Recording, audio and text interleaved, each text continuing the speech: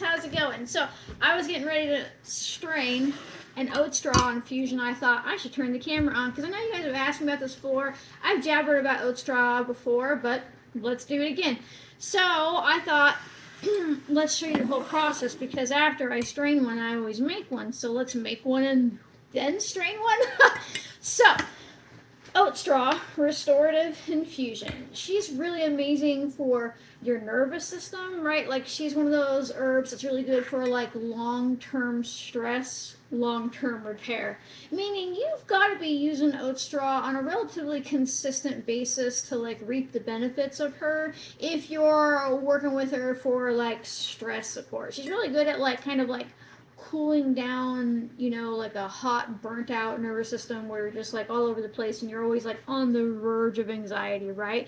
She's really loaded with silica, so she is pretty good for like nail growth, hair growth, things like that. And silica also in the body is important to your nervous system. We don't often think about it as a needed nutrient, but it is. She's loaded with calcium because she's oats. She's got beta-glucans in her, although you get more of the beta-glucans if you're actually eating oatmeal because oat straw comes from oatmeal, but beta-glucans are still there and they're pretty good at binding to bile, so you poop it out and your body pulls cholesterol from your blood and you make more bile that's fresh and not full of toxins, and by proxy your cholesterol goes down. But let me tell you something. I use oat straw in a different way and for a different reason, and I buy large amounts of oat straw. You obviously don't have to buy that amount, but like I'm all in for helping myself with some like pretty serious and pretty rare genetic stuff that I'm living with. And so I like her for her AVAs. They are a really unique antioxidant property that is only present in oats. Just it's unique to her, and they do some pretty great things, and we're going to jabber about that. But first, let's show you how to make this. So you're going to get some water boiling, right? I'm going to start that off boiling over there, and then, you know, typically you're weighing out about 1 ounce per every quart. So this is a half-gallon jar, which is 2 quarts, so that's about 2 ounces. Sometimes I do up to 3 ounces if I'm really wanting like deep level restoration, but I've been doing 3 ounces a lot for like 2 or 3 weeks now, so I've been kind of edging back to the 2 ounces, so that's what we're going to do. So you need a kitchen scale. It's really hard to eyeball herbs, and just, I don't know, just to put that on ounces table. Just to be honest, like, they have been used this way for a long time without using kitchen scales. It's a pretty traditional method, but if you really want to like have the same results like every single time, you really want to use a kitchen scale because one chopped up batch of oat straw won't weigh as much as the next, you know, like density, how it was dried, where you got it from. This one comes from Mountain Rose Herbs. You know, oat straw will be back in season come late July, maybe early June, depending on where they're harvesting from. But, I mean, you can buy the big amounts. All right. That is a little over 2 ounces, but that'll be all right. I'm going to seal her back up. So, these AVAs, they're like Avena Matthias, I can never say it right. They're specific to oats and they just get called AVAs. They are really amazing at stimulating your natural antioxidant defenses in your body, right? And so you have these 2 genetic pathways in your body. One of them is called the SOD, like your SOD pathways, and then another one is like GPX1, right? So to put this in the layman terms, the SOD one is involved in kind of the first step of your mitochondrial function, how you make energy, right? Think about your cells like a chicken egg, and inside of the egg, the yolk is like a little core that is a nuclear reactor that makes energy, right? But this step creates hydrogen peroxide in your body, which is an oxidant, right? And so your body's like, oh, well, we'll just shunt that over to the GPX1 gene. And this GPX1 gene uses glycine as well as selenium to turn that hydrogen peroxide back into oxygen, which basically quenches your inflammation, right? It turns the oxidative stress into an antioxidant, right?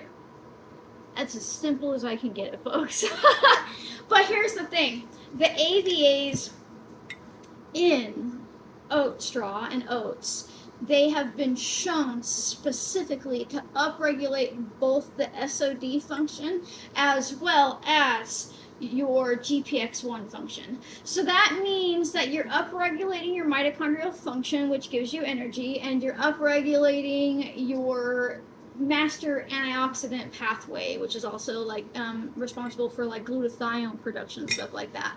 I live with some weird genetic, very rare, you probably don't have mutations that deeply impacts every step of that method.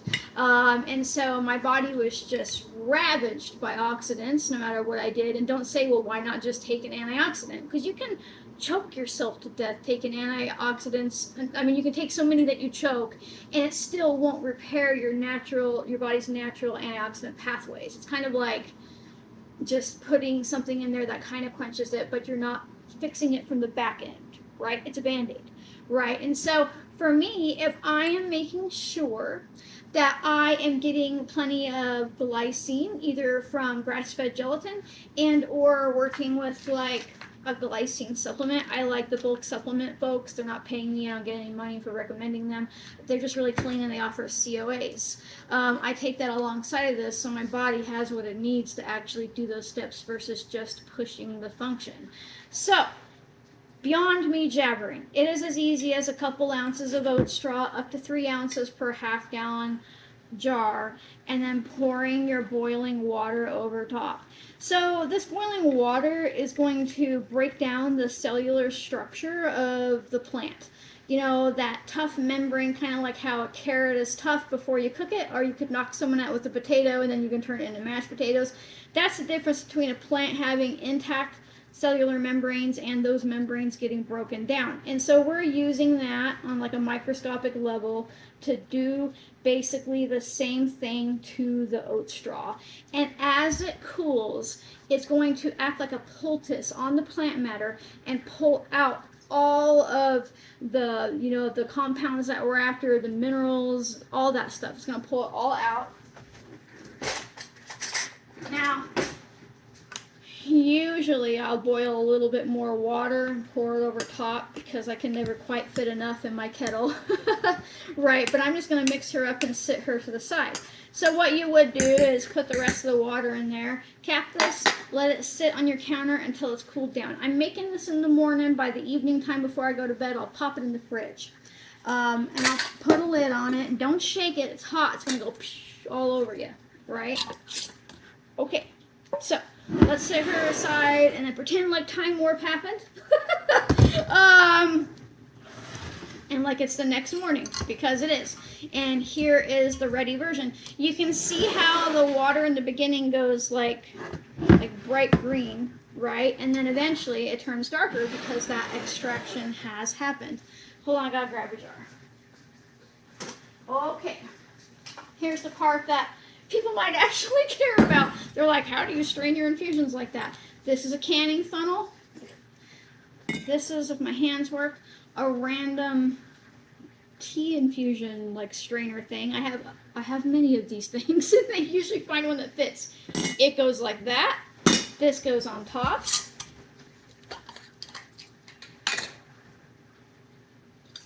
And then usually I strain out all the excess liquid first.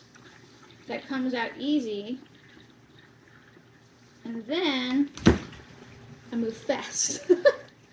And I let it just sit there and strain for a while, right?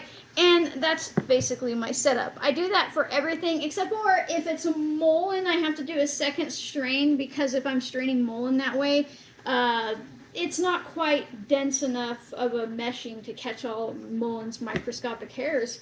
And that's that. So I'll let that sit there maybe 20 minutes, right? And then it'll be strained out and I'll drink it. Like, I have a tiny bit left from my other one before I empty the jar and put it in the dishwasher. She has like a subtle sweetness to her. If you do the 3 ounce versus the 2 ounce per a half gallon, it will taste like you've added sweetener even though you haven't. It tastes a lot like oatmeal because it's oat straw, right? I drink probably about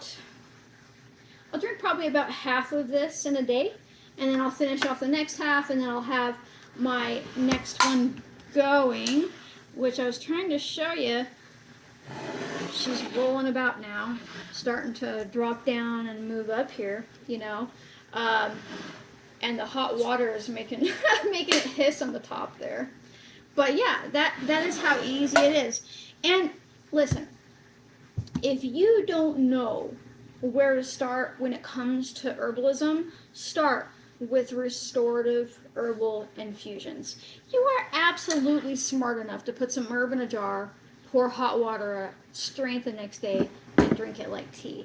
You might be like, well, what's the difference between this and tea? Well, you can't use really fragrant herbs to make these infusions because you'll over extract the VOCs. So when you're making a restorative herbal infusion, what you are doing is using herbs that have a lot of nutrition in them, right? So you're thinking oat straw, nettle, plantain, things like that. And you're pulling out. Now, it doesn't mean that these plants don't have other compounds in them, like the AVAs we talked about, right? But they're deeply nutrition-based, and that means that they're safe like a food.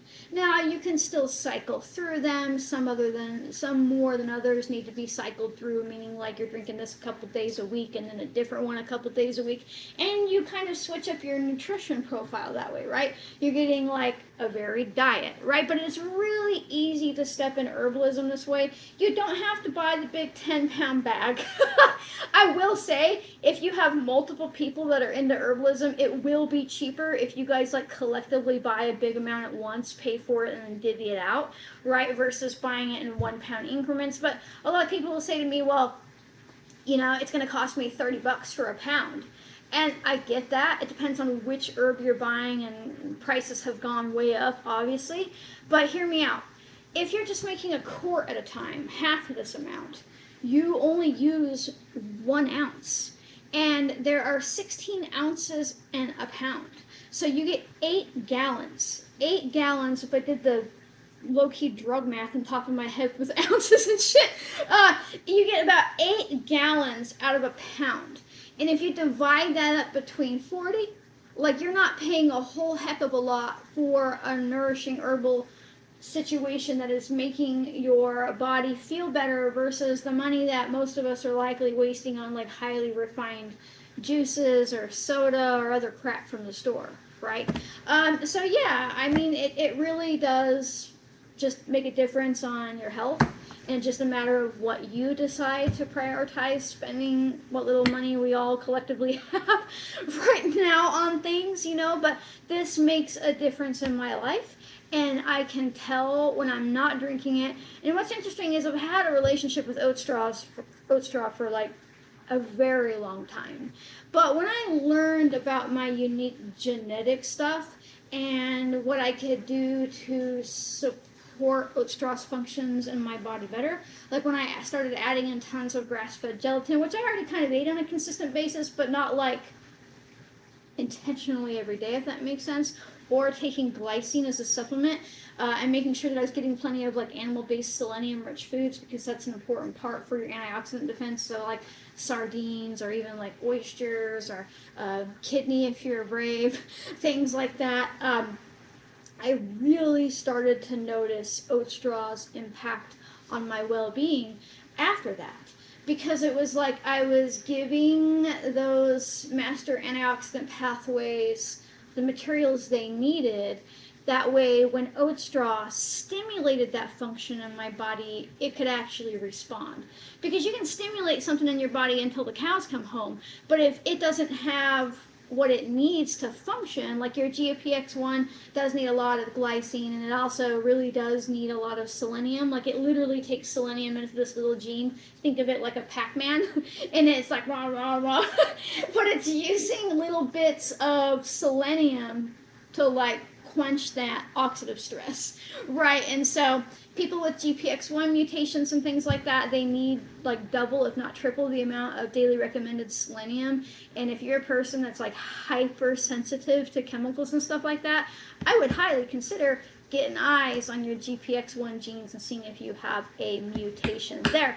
But yeah, that's my oat straw routine. A lot of people will say, well, what do you do with this afterwards? Sometimes I throw it out to the chickens or the goats. Sometimes it goes in the garbage. Sometimes it goes on the compost pile.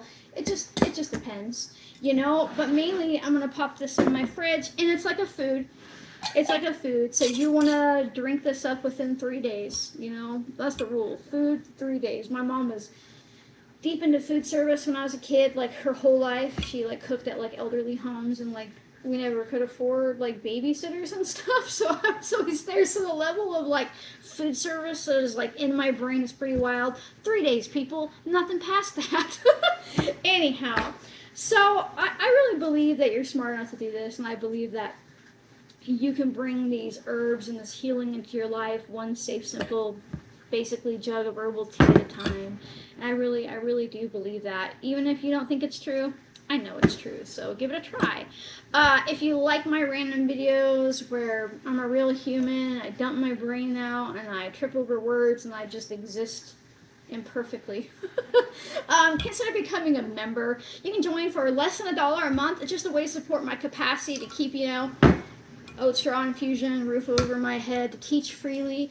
You know, that's a big part of it. Like I couldn't teach freely if you guys weren't supporting like my general existence. You do get early access to videos. Members saw this video first. You do get some Q&As every now and then, although I'm trying to push back into those, you know, for health Q&As and things like that. There's a ton of those to watch. If you can't afford to join, don't even worry about it. It's not a paywall. It's just like a little time wall.